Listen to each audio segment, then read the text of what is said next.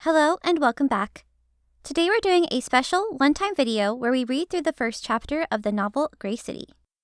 This video is intended to be a preview for the overall story, and as much as I would love to read the other chapters, the first chapter is the only one that's open to the public.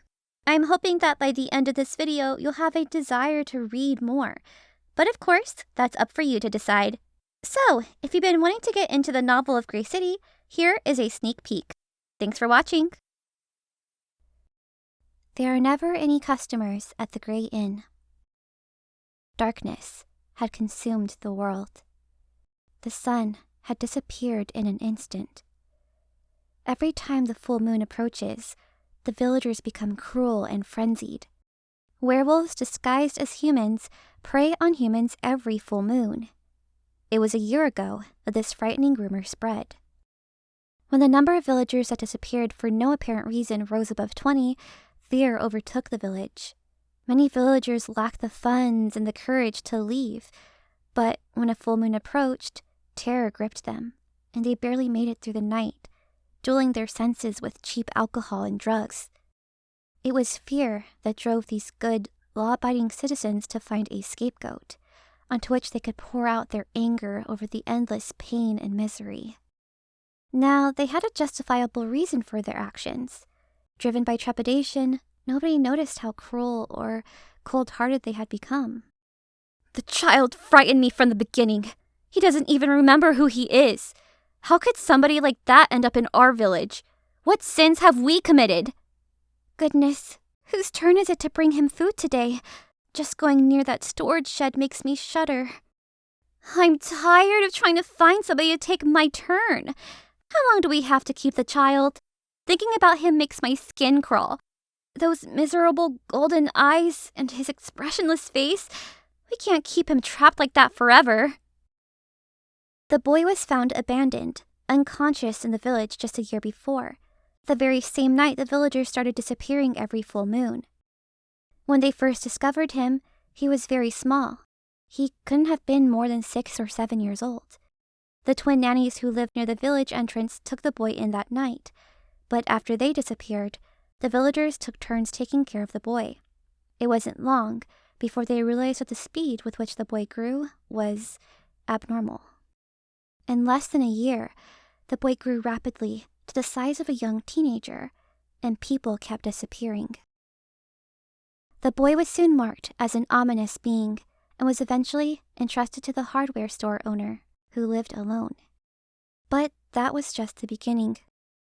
After the boy's first night there, the store owner discovered wild animal carcasses in his yard the next morning, their bodies sucked dry of their blood. They had been slaughtered. The store owner locked the boy in the storage shed and fled the village, leaving behind everything he owned. From then on, all the villagers made a tacit promise to keep the boy locked in the shed. Something wasn't right about him. He grew at an abnormal pace, had bizarre ash-gray hair, and glimmering golden eyes. The odd boy had no memories of his past and had been abandoned without any family or any other connections. The villagers could not accept him into their homes. The boy had extremely heightened senses that seemed almost inhuman, and due to his rapidly expanding physique, new clothes had to be fashioned for him every 10 days or so. And to hide his ash-gray hair, he often kept it tied up.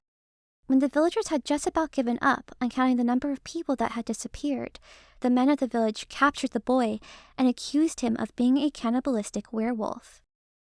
In this small, quaint village, home to just a few families, the boy became the object of their fear and was blamed for all of the disappearances. He became their scapegoat, burdened by the weight of all of their tragedies. Even after the boy was locked away in the shed, people kept disappearing, but by that point, the villagers had already made up their minds. An intoxicated man slammed his fist on the table where they gathered. I'm sure he escapes every full moon night, and then he slips back in and pretends like he's done nothing. That way he can eat more of us. We must get rid of him now. We can't. The oldest woman in the village, who was well in her 90s, cried out in protest. One of her eyes was cloudy white with lesions, but despite her deteriorating sight, She could see things that others didn't see. "If we kill that child, I'm sure a curse will be upon us. We will all die." All color drained from the old woman's face, and she shuddered. She had been raised by her mother, a spirit medium, and had lived in the village her whole life. It took more than 2 hours by car to reach the nearest bus stop, and the village was surrounded by mountains. It was a remote place with little to no contact with the outside world. The villagers still relied on traditional beliefs, and everyone was related to each other in some way within the village. Upon hearing the words of the old woman and seeing her fear, everyone's face turned white. "What are you talking about? She's right. Let's say we do kill him. Who's going to deal with what comes next? What if he comes back to eat us? One wrong move and we'll die first," exclaimed one of the villagers, agreeing with the old woman. Though the intoxicated man may have wished otherwise, dealing with the boy would be no small matter. "What about handing him over to the authorities?" "Ha! As if that's even possible. We don't have any proof or witnesses. You think the police believe us? Besides, if they find out what we did to him," cried the woman as she nervously bit her fingernails. They were anxiously waiting for the night to be over and for the sun to rise. They had been through so much. They were survivors of a destroyed village. None of them were capable of being ethical or even rational in this moment. They were already broken, and they firmly believed that if there really was a hell, it would look a lot like where they were now. "Could this really be because of a werewolf?" muttered a young woman, tightly holding onto her newborn baby. The others looked around at each other anxiously. The heavily intoxicated man belched, breaking the silence. The faded wooden floor creaked loudly every time the burly man took a step. "Enough with all this nonsense. Just pay up," he said, agreeing that he would be the one to do the deed tonight. The villagers took turns bringing the boy food. What they gave him was barely edible, and on the night of a full moon, they sometimes paid someone else so they could avoid having to approach the boy. That's how much they feared that something inside the shed. As the great full moon gradually rose against the dark night sky, the burly man walked across the muddy field, each heavy step leaving a deep footprint in the mud. Rainwater pooled in the hollow footprints he left behind. Soon, both doors of the abandoned shed at the foot of the mountain road opened with an unsettling noise. The air was damp and cold inside, and the stench of rotting mold and dry animal droppings was strong. Hearing the metallic sound, the man's senses went on high alert. In a corner of the shed that received no sunlight, he could hear the faint, dangerous breathing. There was a leather collar around the boy's neck, which is red and raw from chafing. He had rusty chains around both arms. Even with the slightest of movements, the chains made a sharp, distinct sound. The boy was tied to the wall. He was a bird with 2 clipped wings, utterly helpless and constrained. His wrists were raw and had festered, but he did not cry out in pain. There was no way of knowing whether he could even feel pain, or if his nerves had become dull from the constant shock. The villagers treated him worse than they would a beast. They brought the boy food every 3 days, but he couldn't remember the last time he'd had a sip of water. The boy who remembers nothing is named Khan. His name had been Khan since a time he couldn't remember. The villagers were certain Khan was a werewolf. Every full moon, Khan remained in human form, but the villagers were still drowning in fear. Humans were cruel, and fear often desensitized the feeling of guilt. Water, Khan managed to say, his slow and deep voice cracking. When Khan lifted his weary eyes to find the man before him, he despaired. The burly man who'd taken the other villagers' money in exchange for being on food duty tonight ran a small butcher shop in the village. The boy would have preferred the fruit seller or the girl from the dishware store. They would have at least placed the water close enough to his lips so he could drink it, even if they'd spilled most of it as they trembled in fear. The butcher was already scanning the ground with his callous eyes to choose the weapon he'd use today. Things most people would refuse to do, the butcher didn't mind doing. Lightning flashed across the night sky outside the broken window. It made no sound. Khan clenched his jaw as hard as he could. He bit down so hard that he could have broken a tooth when the butcher's swing came. The blow came across his face, and he heard a cracking sound in his mouth. The pain was something Khan could endure. He knew this would make the butcher even more angry, but that's just how his body reacted. When Khan didn't make a peep, the butcher's excitement intensified. "Wow, look what we have here. This is why you make me sick. If it hurts, you should scream. You should be on your knees begging for your life right now, you arrogant punk. Who do you think you are? You filthy little... How dare you?" Even in the darkness, Khan's ash-gray hair glimmered in the faint moonlight.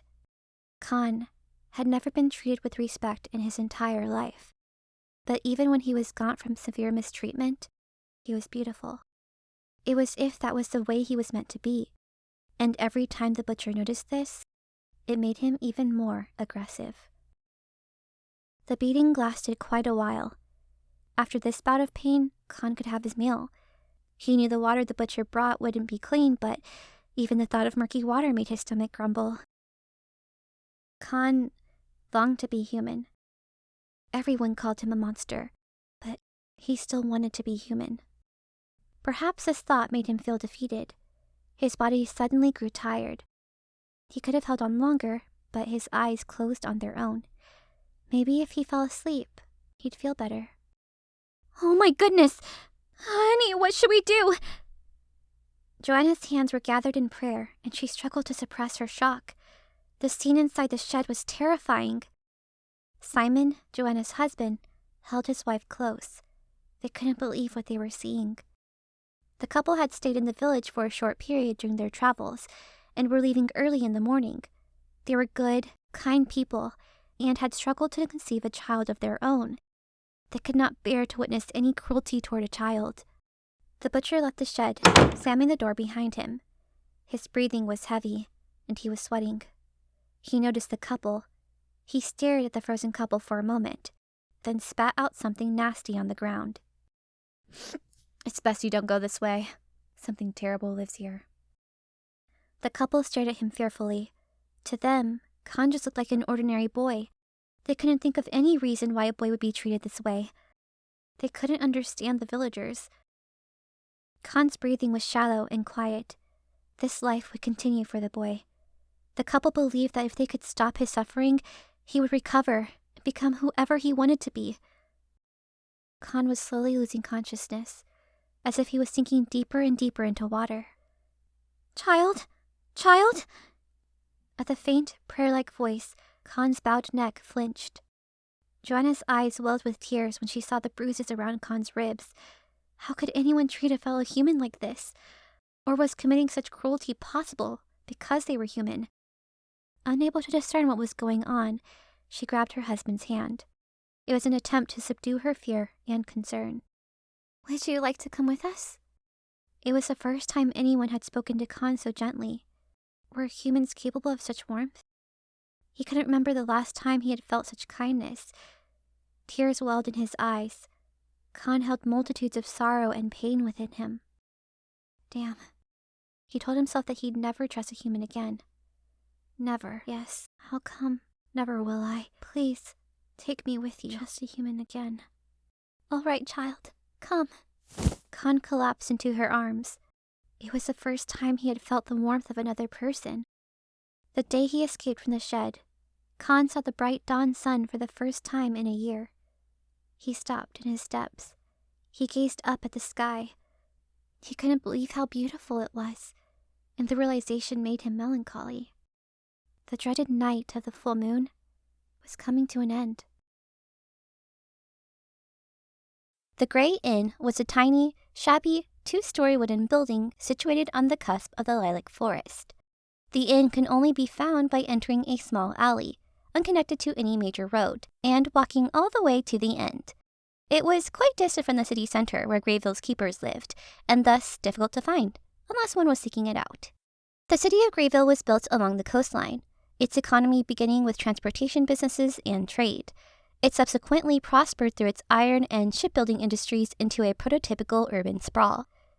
As a city surrounded by ocean, many citizens were connected with the fishing industry, which produced all kinds of seafood.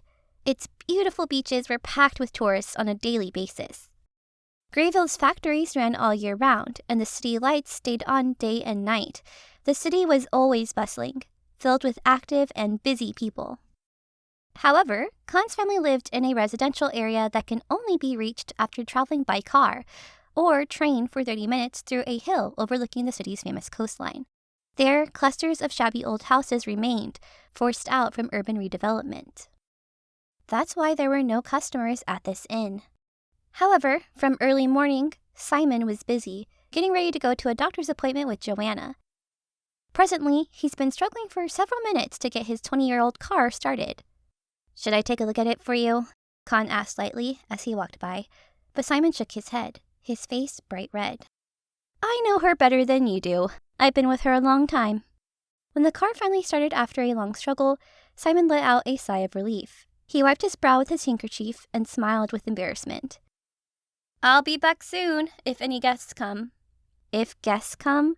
Khan asked back playfully. Simon laughed. They both knew. And it was true. There were never any guests at the inn. "Do you need anything? I can get it for you on our way back." "I'm fine. I'm just worried about Mom's leg," Khan said carefully. Simon ruffled Khan's hair. Joanna had been suffering from severe joint pain, and recently she had to spend most of her days sitting down. Not wanting to worry his son, Simon reassured him.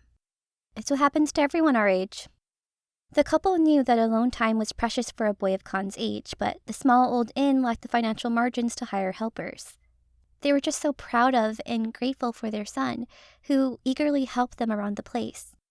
Simon affectionately ruffled his son's ash-gray hair once more. He was surprised at how high he had to stretch his arm up to reach Khan's head. He wasn't a short man after all, but then again, he tried to conceal his surprise. It was a stormy, full moon night then. 6 years had already passed since they ran from the village with Khan, and 3 years had passed since they settled in Greyville. Within that time, the boy who had been lost in the dark regained his sunny smile under their care. Khan became the precious child of an ordinary old couple. They loved him, and he grew up healthy. That Khan grew up differently than other kids was not an issue for the couple, but they had to move around frequently to avoid the gaze of others. When people noticed certain things about Khan, rumors always followed, and his school life became rough. That's why Simon liked Greyville. There were just the right amount of families here that made it not too quiet, but not too crowded either, and the houses were separated quite a bit from each other. And with accelerated industrialization and urban development, the city had reached a certain size such that there was no small-town vibe where everybody knew each other's business. That's why the couple and Khan settled here. "Drive safe, and actually..." When Khan trailed off, Simon searched his son's eyes. "Actually? I would like some chocolate from Anders' store." "Sure, I'll get you some." At some point, Khan realized that he couldn't taste anything, unless it was something very strong. But he wasn't going to tell his parents that. His parents never showed it, but he knew their hands were full already. That was enough to worry him. After seeing his parents off, Khan returned to the kitchen and opened the small window. In the distance, lilac forest looked like a maze of thick green foliage under the expansive blue sky. Khan was the only person in Greyville who knew the vast, beautiful forest well. Last summer, he found a lost puppy belonging to Mika, the granddaughter of the ramen shop owner. And the summer before that, he found the elderly owner of the laundromat, who suffered from dementia, in under an hour. If he couldn't see the entrance to Lilac Forest, it meant that summer was beginning. That meant Khan would be quite busy for a season. Khan opened the cabinet under the kitchenette and lifted the hefty box with ease. He lifted it effortlessly, as if it were a feather or cotton candy. Nobody would be able to tell that the box was full of produce. Khan skillfully picked out the moldy fruits and vegetables. Their inn didn't have a lot of visitors, so they didn't keep a lot of food on hand, but given that Greyville was a hot and humid city, food spoiled very quickly. Khan sometimes even forgot that his family ran an inn. Khan dotted his ears for a moment, which perked up instinctively. Someone was there. It sounded like there were a few people, all quite large and burly. After the second time, Khan lowered himself and looked out towards the front door below. Khan paid close attention to what his senses detected, his senses which were extraordinarily sensitive compared to others. It was quiet, but he definitely heard men talking. and he got a whiff of an unfamiliar but intriguing scent. They didn't smell like anyone he'd met around here. There are never any customers at Great Inn. But, to Khan's surprise, customers appeared.